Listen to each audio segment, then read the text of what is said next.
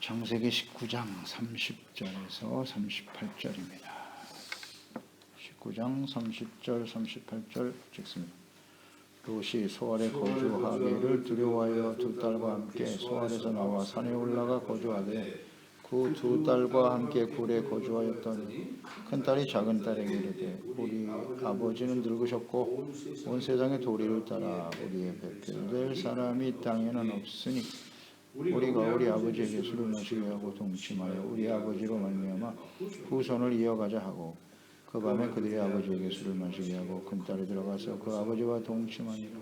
그러나 그 아버지는 그 딸이 눕고 일어나는 것을 깨닫지 못하였더라.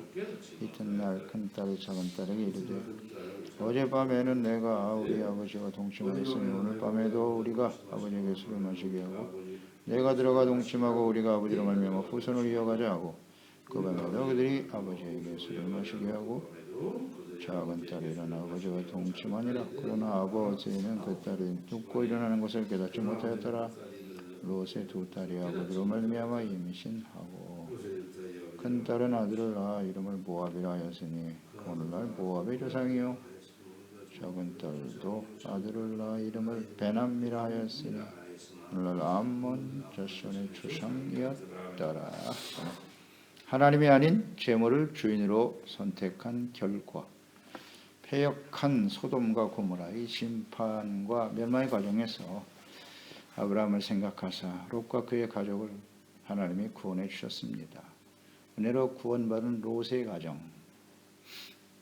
아내는 말씀을 어기고 뒤를 돌아보지 말라고 했는데 그 재물에 대한 미련을 버리지 못하고 뒤돌아보다가 소금기둥이 되어버렸고 구원받은 이후죠. 소돔과 고모라 심판에서 구원을 받았는데요. 이후에 뒤를 돌아본다는 것은 하나님이 없이 살아왔던 삶에 대해서 미련을 버리지 못하고 과거로 돌아가려고 하는 생각이란 말이죠. 이것을 정말 조심해야 된다. 롯이 우리에게 주는 교훈입니다. 30절에 롯이 산으로 도망하는 일을 두려워하여 가까운 곳에 위치한 소알성으로 가게 해달라고 요청했고 그것을 허락했죠. 그래서 소알성에 들어갈 때까지 심판이 유예됐다가 소돔과 고모라의 유황과 불로 심판이 내려지게 되었는데요. 이런 상황을 소알성에서 다 목격했겠죠. 경험하면서 아마 굉장히 두려웠을 거예요. 이래서 산으로 도망가라고 하신 것이구나 깨닫게 되었을 텐데 더 이상 소알성에 거주하는 것이 두려워 산으로 결국은 가게 되었네요. 소알에 거주하기를 두려워하여 두 딸과 함께 산에 올라가 굴에 거주하게 되었다. 결국 모든 것을 다 잃었습니다. 그렇습니다. 우리가 묵상했듯이 산에서 사는 것보다는 그래도 소알에서 사는 게 좀 낫지 않을까? 여전히 자신의 편안함을 선택하려고 했던 롯의 모습, 결국은 산으로 가서 토굴에 숨게 되었네요. 살게 되었어요. 그래서 이 과정을 우리가 묵상하면서 롯이 아브라함을 떠났어요. 그건 하나님의 언약을 떠난 것이고 그의 선택은 자신에게 주어진 가축, 재물을 어떻게 더 번성하게 할 것인가. 이것이 선택의 기준이었고 그래서 소돔과 고모라에 들어가게 된 겁니다. 재물을 선택한 것이다. 뭐 틀림없죠. 그 땅이 악인들이 가득한 땅이라는 사실을 알고 있었을 텐데 모르고 갔더라도 살면서 깨닫게 되었겠죠. 패역한 땅에 거주하게 된 롯의 최후는 어떠한가? 이게 우리에게 주는 교훈이지 않습니까? 하나님과 재물 두 주인을 섬길 수 없다고 하셨는데 롯은 재물을 주인으로 선택한 거예요. 그 결과는 이와 같다. 이거 뭐 절대 진리입니다. 창세기에 나와 있는 이 말씀은 진리의 기초예요. 절대 변하지 않은 디모데전서 6장 6절로 9절로 이어지죠. 창세기로 다 통합니다. 연결.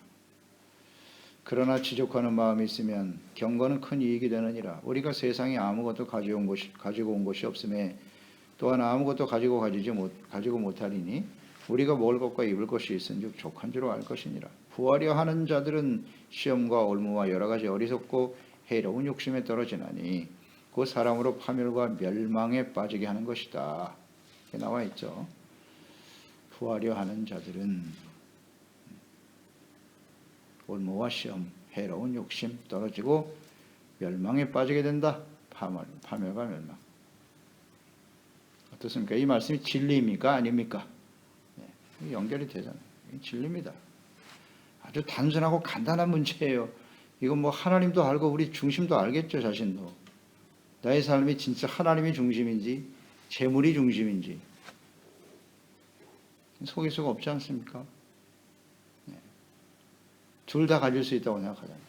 두 주인을 섬기려고 하는 것이 대부분의 사람들의 모습 아닌가? 그리스도인들 중에서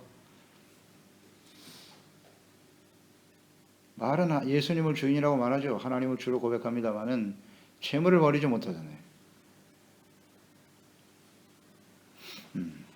그리고 뭐 여러 가지 이유를 대서 합리화시키려고 하는데요. 간단한 문제입니다. 두 주인을 섬길 수 없어요. 그 결과는 이와 같다. 그러니까 롯은 완전히 하나님을 모른다고 할 수도 없어요. 아브라함을 통해서 하나님을 알게 되었고 경외하는 삶을 배웠고 또 롯이 천사들 영접하는 과정에서 그가 전혀 하나님을 알지 못하는 사람이라 할 수 없죠. 그런데 재물과 하나님을 다 붙들고 있었던 거죠. 재물에 더 많은 비중을 두고 살았다고 봐야죠. 소활성에 가게 해달라고 하는 부탁을 볼 때보다 보니까 이미 알 수 있어요. 그 결과가 이렇게 되는구나.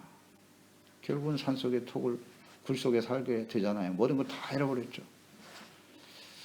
다 잃어버렸습니다. 이건 옛날 이야기가 아닙니다. 옛날 이야기가 아니에요. 교훈입니다. 교훈. 반드시 이렇게 돼요. 반드시. 이걸 모르나요? 그러니까 성경을 보면 이런 지혜를 얻는 겁니다. 하나님보다 재물을 더 따라 살아가는 인생은 이와 같이 될 것이다. 그러니까 성경이 진리인 것이지. 이걸 진리라고 믿지 않잖아요. 소중한 것인데. 31절, 35절. 큰딸이 작은딸에게 이르되 우리 아버지는 늙었다. 온 세상의 도리를 따라.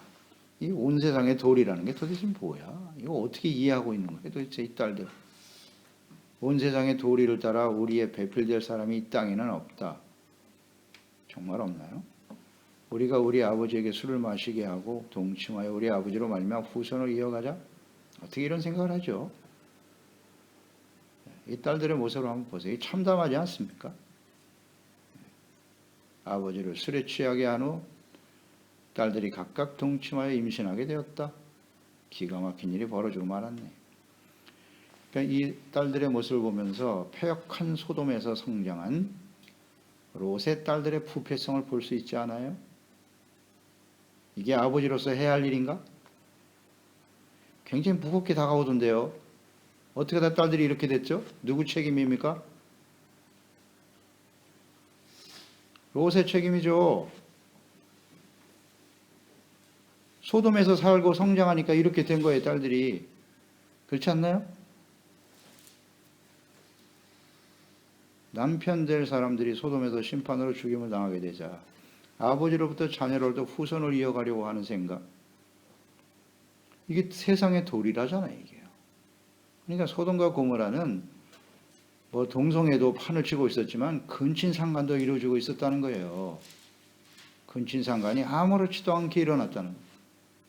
거기서 배운 거예요, 이 딸들이. 근친상간에서 전혀 죄의식이 없어요. 거리낌도 없고 이렇게 행동을 하지 않습니까? 이거 어디서 배웠겠어요? 이거? 소돔에서 배웠지. 이런 롯의 가족의 이 생각을 해보면 구원을 받았지 않습니까? 롯의 구원을 받은 건 이건 절대적인 아브라함을 생각하신 하나님의 은혜다. 이렇게 보여집니다. 이런 딸들이 구원받을 수 있는 자격이 있나? 이런 생각도 해봐요. 이건 하나님의 은혜다. 근데 구원받은 이후에 어떻게 살아가느냐가 대단히 중요하거든요. 롯과 그의 딸들을 보면서 구원받은 이후에도 죄악된 세상에 살던 관습을 버리지 못하고 여전히 악을 행하는 딸들 묵상하게 되는 겁니다. 이것이 우리의 모습일 수 있어요. 우리 자녀들의 모습일 수도 있고, 환경과 교육의 중요성 이런 것들도 생각해 봐요. 환경과 교육의 중요성. 그러니까 롯은 소돔과 고모라에 살면서 더 많은 재물을 얻었을지는 몰라요. 그러나 결국 모든 재산과 아내도 잃었죠. 딸들까지도 잃었네. 딸들도 잃어버렸네. 참된 행복을 잃어버렸어요. 잃어버렸습니다. 이것이 하나님을 떠나서 재물을 선택한 사람들의 결과입니다. 모든 하나님 이 세상의 사람들은 이와 같은 모습으로 귀결되는 거예요. 아니라고요? 그러면 성경의 진리가 아니죠. 간단합니다. 그러니 우리가 재물을 주인으로 섬기며 살다가 예수 그리스도를 주님으로 영접하고 하나님을 알고 살아간다는 게 얼마나 복된 일인가요? 그러나 문제는 구원받은 이후에도 여전히 이전의 모습을 따르고 있다는 게 문제지. 세상 환경에 영향을 받고 살고 있는 것 또한 사실이고, 그러니까 환경과 교육이 얼마나 중요한가. 얼마나 중요한가. 세상은 갈수록 악해지고 있고요. 그러니까 이걸 그냥 방임하면 안 돼요. 절대. 그러니까 롯은 여기에 대한 인식이 전혀 없고, 자녀들이, 딸들이 이 정도로 될 정도로 말이죠. 이런 근친 생활을 아무렇지도 않게 생각하는 이런 사상과 생각을 가지고 자랐단 말이죠. 그 아버지는 전혀 인식이 없어. 이런 딸들에 대해서. 이것은 롯의 자녀들을 바르게 양육하지 못한 결과고, 또 근본적으로 삶의 목적과 가치를 어디에 두고 사느냐의 문제였단 말이죠. 부모가 삶을 통해서 그걸 보여줘야 되는데, 많은 재물이 자신과 자녀들의 행복을 가져다 줄 것이라고 생각했겠죠. 뭐 가장이니까 열심히 더 많은 재물을 얻어서 나의 자녀들에게 이걸 물려줘야지, 뭐 이런 생각했겠죠. 그게 자녀들의 행복이고 최고의 가치라고 여기면서 말이죠. 근데 그 결과가 이와 같이 되었도다. 또 한편 이런 걸 묵상하게 돼요. 롯은 심판 이후에 구원의 은혜를 받았습니다. 그러면 감사하게 생각하고 아브라함을 떠올렸어야 되지 않을까요? 이제 아무것도 없잖아요. 다 잃어버렸잖아요. 산에 토굴에 살고 있었다? 저는 이 부분도 이해가 안 가는 거예요. 얼마나 아브라함과 교통이 없었으면 말이죠. 자기를 살려줬잖아요. 소돔에서 전쟁이 일어났을 때 찾아와서 살려주고. 그럼 아브라함에게 돌아갔어야 되는 거 아닌가? 산속에 살고 있을 게 아니라? 이런 생각도 해봐요. 기회죠, 이게 기회. 왜 나에게 이 모든 삶을 다 잃어버리게 하셨을까?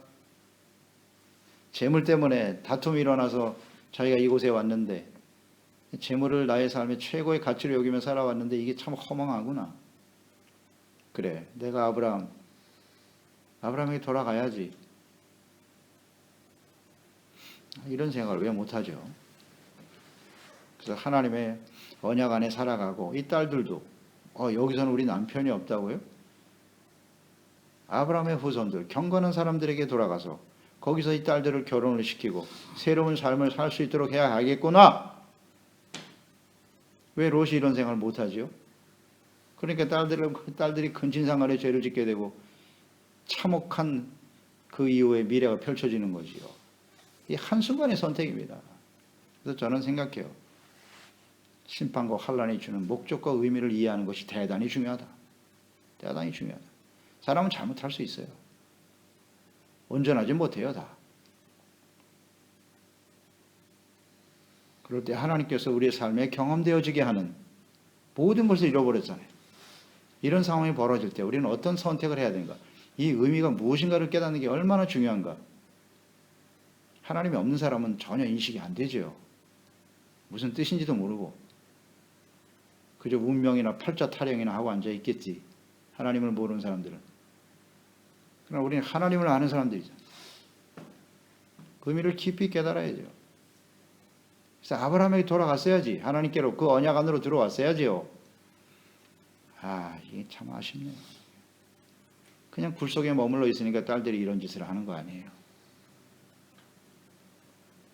아쉽네요 정말. 이 롯. 아무리 봐도 이건 구원받은 건 하나님의 은혜구나. 다시 한번 여기서 확인되네요. 소돔에서 그렇게 오래 살았으니 경건한 사람이 지켜질 수가 있겠나. 환경이 대단히 중요하다.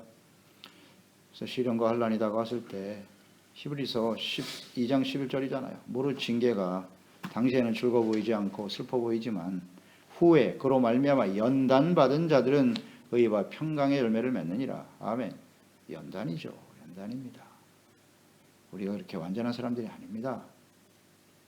잘못된 거 버리라는 거 아니에요. 버리고 의와 거룩한 삶으로 나아가자. 이건 뭐 모두에게 해당이 되는 거예요. 어떤 사람에게만 아닙니다. 다 마찬가지예요. 우리는. 연단의 과정이 반드시 필요해. 그래서 의와 평강의 열매를 맺게 하는 것. 이게 하나님의 은혜죠. 롯은 전혀 인식이 없네. 그래서 이 말씀 묵상하면서요. 롯과 그의 딸들 보면서 구원을 받았단 말이에요. 소돔과 고모라의 심판 가운데서. 그러면 구원받은 이후에 우리는 어떻게 살아야 하지요? 에베소서 4장 17절 24절 말씀 묵상하게 돼요. 그러므로 내가 이것을 말하며 주 안에서 증언하노니 이제부터 너희는 이방인이 그 마음에 허망한 것으로 행함같이 행하지 말고 그들의 총명이 어두워져 그들 가운데는 무지함과 그들의 마음이 굳어짐으로 말미암아 하나님의 생명에서 떠나 있다. 하나님이 없는 사람들. 그들이 감각 없는 자 되어 자신을 방탕에 방임하여 모든 더러운 것을 욕심으로 행하되 오직 너희는 그리스도를 그같이 배우지 아니하였느니라. 진리가 예수 안에 있는 것 같이 너희가 참으로 그에게서 듣고 또한 그 안에서 가르침을 받았을진데 너희는 유혹의 욕심을 따라 썩어져가는 구습을 따르는 옛사람을 벗어버리고 오직 너의 심령이 새롭게 되어 하나님을 따라 의와 진리의 거룩함으로 지으심을 받은 새 사람을 입어라. 아멘. 구원은 받았는데 여전히 옛사람의 모습을 그대로 가지고 있잖아요. 근친상간을 행하면서도 그게 전혀 죄라는 사실을 인식하지 못하고 이 말씀이 그대로 묵상이 돼요. 옛사람을 벗어버려야 돼요. 구원받은 이후에는 하나님이 없이 살아왔던 육신의 종, 이 세상의 사랑 안목의 정욕, 육체 정욕을 따라 살아왔던 삶이지 않습니까? 철저하게 자기 중심으로 살아왔던 이 삶을 버리고 죄의식도 없었죠. 죄가 뭔지도 모르니까. 이걸 벗어버려야 된다. 그리고 어떻게 하면 의와 진리의 거룩함으로 지음받은 새 사람을 입을 것인가. 이게 관건이거든요. 근데 지금 롯은 구원받았다. 심판에서 살아남았어. 거기가 끝이에요. 그 이후의 삶이 없어. 그 결과가 이와같고. 참 중요한 진리입니다. 이건. 우리가 예수 믿고 구원받은 이후에 무엇을 추구하며 살아가야 할 것인가. 옛사람의 모습 그대로 살아간단 말이에요. 세상 사람과 다르지 않다는 얘기죠. 거룩하지 못하다는 얘기예요. 한마디로. 삶의 목적, 가치 어디에 두고 살 것인가. 이게 매우 중요한 문제인데 우리는 자꾸 현실적인 고려만 하고 있잖아요. 그런 건 그렇게 중요한 게 아닌데. 37, 38 큰딸은 아들을 낳아 이름을 모압이라 했고 오늘날 모압의 조상이 됐고 작은 딸도 아들을 낳아 이름을 베나미라 하였으니 오늘날 암몬 자손의 조상이 되었더라. 참 아쉽죠. 아브라함의 아들과 같은 롯이었는데 근친상간 그 낳은 자식들이 어떻게 됐을까요? 행복한 미래가 펼쳐질까요? 아니요. 모압과 암몬이 어떻게 되었나요? 신명기 23장 3절에 암몬 자손과 모압 사람은 여호와의 총에 들어오지 못하리니 선포해버렸어요. 암몬과 모압은 여호와의 총에 못 들어온답니다. 그들에게 속한 자는 10대뿐만 아니라 영원히 여호와의 총에 못 들어온답니다. 저주를 받았네요. 이 결과가 얼마나 심각한지 이걸 우리는 반드시 창세기 19장과 연결해서 묵상해야 합니다. 그 원인이 어떻게 되나, 기초가 어떻게 되었는가, 이런 결과를 가져와요. 또 사사기에 넘어가 보면 10장 6절로 8절에 이스라엘 자손이 다시 여호와의 목전에서 악을 행하여 바알들과 아스타롯과 아람의 신들과 시돈의 신들과 모압의 신들과 암몬 자손의 신들, 블레셋 사람들의 신들을 섬겼다는 거 아니에요. 여호와를 버리고 그를 섬기지 아니하므로 여호와께서 진노하사 블레셋 사람들의 손에 그들을 맡겼다. 보세요. 모압, 암몬 끊임없이 그들은 우상 숭배에서 벗어나지 못했어요. 그 이후에 열왕기 시대로 접어들면서 이 암몬 자손과 모압 자손의 신을 끌어들인 사람이 솔로몬입니다. 솔로몬. 왕상 11장에 잘 나와 있어요. 하하, 이런. 그때 망합니다. 그들이 우상을 성전에 세우고 말입니다. 그래서 하나님께서 그 나라를 빼앗아 내 신하에게 줄 것이다. 내가 모압과 암몬의 신을 따랐지. 이렇게 다 원인이 되는 겁니다. 지혜로운 솔로몬도 타락시킵니다. 그러니까 영원히 못 들어온다는 얘기는 영원히 이스라엘의 대적이 된다는 겁니다. 대적이 된다는 뜻이잖아요. 여호와의 총회에 들어가는 거 그렇게 어려운 일이 아니에요. 이방인들도 회개하면 들어갈 수 있는 곳이에요. 그런데 영원히 못 들어간다는 것은 이들은 영원히 돌이킬 수 없다는 얘기죠. 돌이킬 수 없다는 얘기죠. 그러니까 못 들어오는 거지. 결국 역사를 보면 모압과 암몬은 끊임없이 이스라엘의 대적이 되었고, 그래서 결국 멸망의 길로 끝나고 말아요. 이 시작이 어떻게 된 것인가, 어디서부터 시작이 된 것인가를 우리는 깊이 묵상해야 됩니다. 복잡하지 않아요. 그래서 저는 오늘 말씀의 제목이 그겁니다. 하나님이 아닌 재물을 주인으로 섬긴 삶의 결과다. 결과다. 이건 5세계만 해당이 되느냐? 아니요. 구원받은 이후입니다. 이걸 생각해야 돼요. 구원받은 이후에, 은혜로 구원받은 이후에 우리는 누구를 주인으로 섬기며 살 것인가? 예수님이 직접 하신 말씀이니까. 사랑과 가치를 어디에 두고 살 것인가? 이거는 매우 심각한 문제다. 근데 우리는 이것을 아무렇지도 않게 여기잖아요. 아무렇지도 않게 여기요. 그 결과가 얼마나 참담한데. 인식이 없어요. 인식이 없어요. 다 그렇게 사는 거지. 어떻게 재물이 없이 우리가 살 수 있어? 재물을 하나님께서 재물을 부인하십니까? 아니요. 삶의 가치 우선순위를 어디에 두고 살 것이냐의 문제잖아요. 이 기초거든요. 이걸 바르게 세우지 못하면 로처럼 돼요. 로처럼 됩니다. 그의 후손들이 끊임없이 대적자가 되고, 이건 정말 심각합니다. 죄를 죄로 인식하지 못하는, 참 어이없는 일인데 되지만 하나님의 자녀가 구원받은 이후에 하나님의 백성들이 죄에 대한 인식이 없다는 거예요. 이게 참 심각한 문제. 세상 사람들과 똑같이 생각하고 그들의 삶의 방식을 그대로 본받고 따르고 있으면서도 죄의식이 없다는 거지요. 없어요. 그 결과는 같다라는 거 우리는 깊이 생각해야 합니다. 그래서 오늘 이 시대 정말 세상이 인류의 역사 중에 지금이 최악으로 어두운 시대거든요. 최고로 어두운 시대입니다. 이건 뭐 부인할 수 없는 사실입니다. 이런 시대에 우리가 살고 있는데 우리는 나 자신과 우리 자녀들, 우리 가족들을 어떻게 지켜가야 할 것인가? 어떤 것이 진정한 행복인가? 오늘날은 재물이 신인 시대니까요. 재물이 주인이지 않습니까? 여기서 우리는 어떻게 우리와 우리의 가정, 자녀들을 지켜갈 것인가? 이런 것들을 우리가 깊이 묵상하게 됩니다. 기도했습니다. 하나님 아버지, 그것이 아브라함의 은혜죠. 아브라함이 하나님께 간구하고 기도하고 중보함으로써 아브라함 때문에 살았어요. 소돔과 고모라 전쟁을 통해서 패배하고 포로로 끌려갔을 때도 아브라함이 살려주었고, 이제 소돔과 고모라가 심판받게 되는 그 여정에서도 아브라함의 간구와 기도를 들으시고 생각하여 롯과 그의 가족들을 구원하셨습니다. 이것은 절대적인 하나님의 은혜로 된 일이구나 하는 걸 생각합니다. 롯이 천사들을 영접하는 모습 속에서 그래도 의의 모습이 있지 않을까 생각했는데 그것 또한 은혜다 생각하게 되고요. 그 이후에 롯의 취하는 행동을 보니 구원받은 것이 정말 기적과 같은 일이구나 하는 걸 생각하게 돼요. 구원받은 이후에 우리는 어떻게 살아야 하는가? 그 롯의 잘못된 선택으로 인해서 아내도 죽고 재물 다 빼앗기고 딸들마저도 이렇게 소돔의 모습을 그대로 따르고 있네요. 이게 행복일까?